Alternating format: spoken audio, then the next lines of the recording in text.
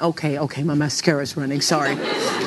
Welcome to MsMojo, and today we're counting down our picks for the most emotional daytime talk show moments when the host was brought to tears or was on the verge of crying. Wearing these bandages, sorry. My heart needs a bandage. Number 10, Drew Barrymore's birthday surprise. The Drew Barrymore Show. Drew Barrymore has been in the business since she was pretty much knee-high, so she's had more than her fair share of landmark moments across her life and career. Indeed, she once took the audience on a tour of LA, stopping at places of significance to her and her life journey. I thought I would be here forever. I never thought I was going to make it to somewhere better, and I'm just so happy with my life. That is emotional in its own right, but we want to talk about a birthday episode. The moment saw David Letterman attempt to call in to wish her a happy birthday, but we all know how technology can be. I'm sorry, I can't hear her. Oh, well, you look like a fine cat. Can you hear me? Okay, it's the thought that counts, yes, Dave. we can hear you. We hear you, but can you hear us? Forget it. It turned out the problem was really quite simple. He just needed to relocate to the studio. She was so moved by the gesture that she almost instantly burst into tears. We're gonna need the tissues. Yeah. I'm so grateful that you came here. Let me tell you something. You know that little trick with the computer and stuff, that Zoomer thing? That was my idea. Number 9, Jennifer Hudson has an emotional reunion. The Jennifer Hudson Show. In September 2022, Jennifer Hudson crossed paths with 82-year-old Marilyn Freeman, an audience member who asked her to sing a gospel favorite. Hudson graciously complied, bringing many in the audience to tears. He promised me a home over there.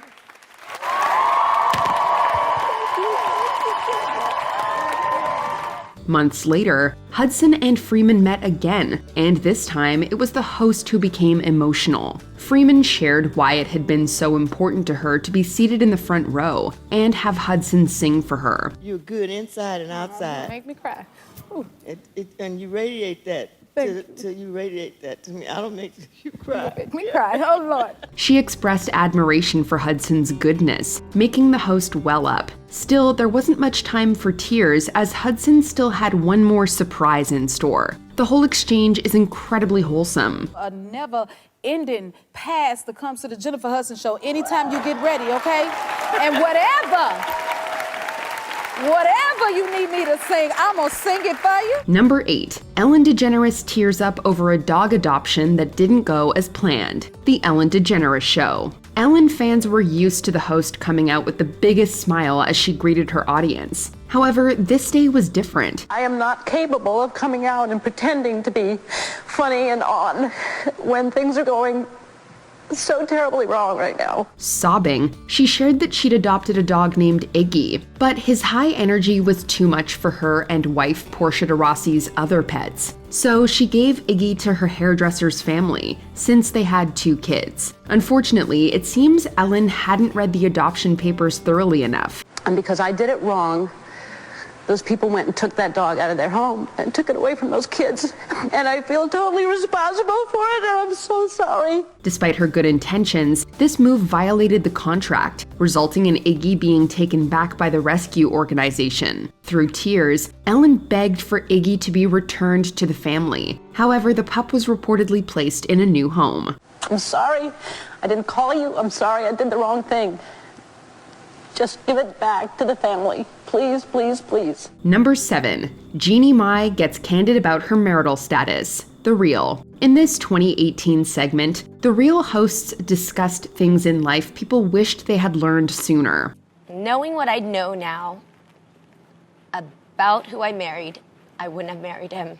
Oh, Judy. Yeah, no, I know. I don't mean to get that serious. While they were seemingly hesitant to jump in at first, Judy Mai made the tearful confession she wouldn't have chosen the same spouse knowing what she does now. At the time, she was dealing with the breakdown of her roughly decade-long marriage, with the divorce being finalized later that year. He would always say back then is like, you really truly don't know a person until they don't get what they want. But I never thought he would be the one to prove that to me, you know?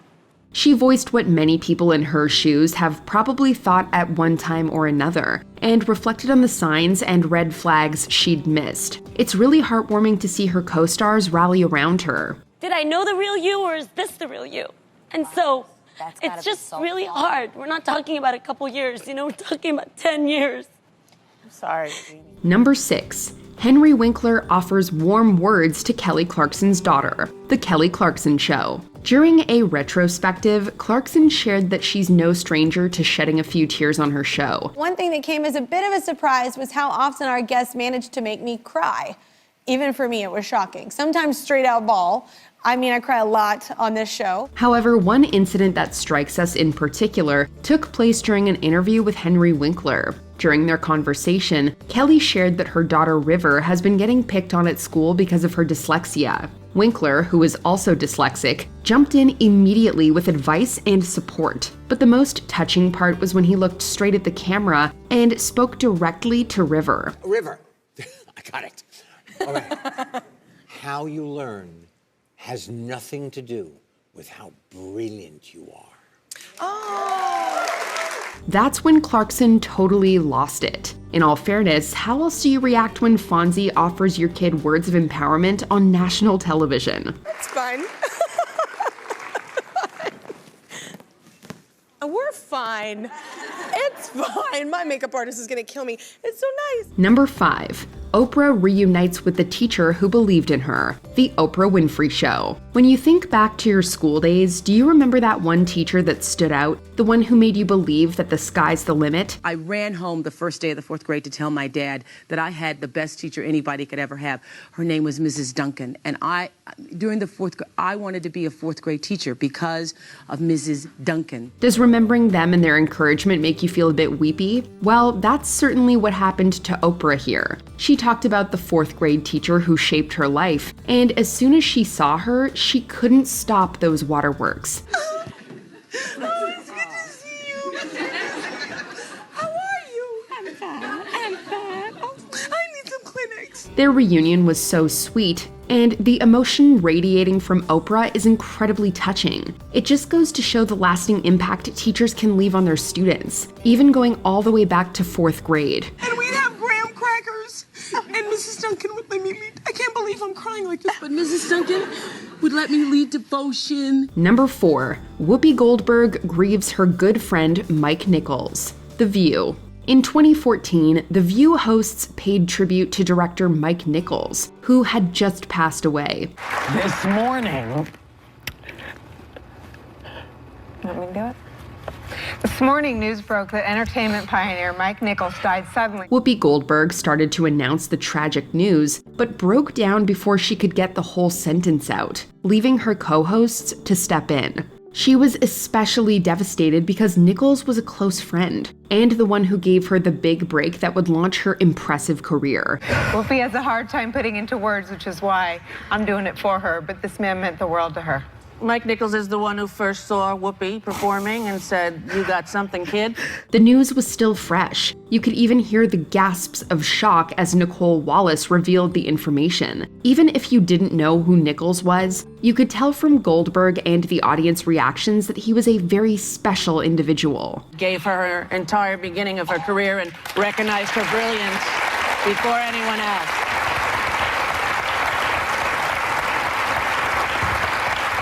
Number 3. Wendy Williams pays tribute to a late fan. The Wendy Williams Show. Viewers of this 2017 episode may have noticed the empty seat in Williams' audience. One of the things you might have noticed today is that there's an empty chair. The host explained that it was meant to be filled by British 29-year-old Martin Hett. She shared that he had saved up for 2 years for a big trip across the pond and had tickets to 2 of her shows. He was supposed to be in our Wendy audience yesterday and today. He saved for 2 years to have a fabulous time in New York and come to our show. Sadly, Hett was among the victims of the Manchester Arena attack. Williams could barely choke back her tears as she shared Het's story and paid tribute to him. She left the seat open for him and her audience in honor of his memory. So Martin, in honor of you, we're keeping that chair open. And our thoughts and prayers go out to you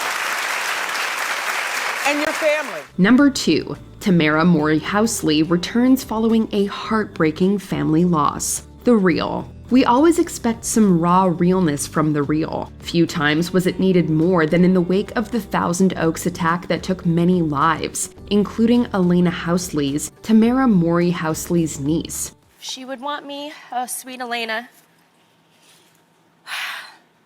to move forward. I don't like to say move on, because I don't think I'll ever move on with the fact that she's not here with me or with our family. Mory Housley understandably had taken some time off to grieve with her family, but even upon her return to work, that heartache, of course, still cut deep. In a touching tribute to her late niece, Mory, crying, delivered incredibly heartfelt words. That sweet 18-year-old girl impacted people in such a positive way, and that's how we've been able to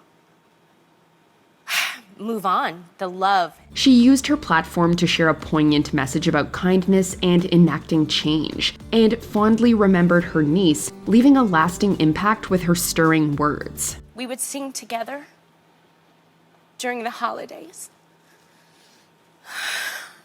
That's the video of you and her practicing. I loved that girl. Before we continue, be sure to subscribe to our channel and ring the bell to get notified about our latest videos. You have the option to be notified for occasional videos or all of them. If you're on your phone, make sure you go into your settings and switch on notifications.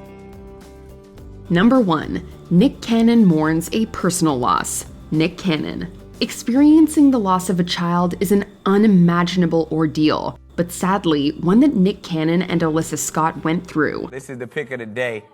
My youngest son, Zen Scott Cannon, right there.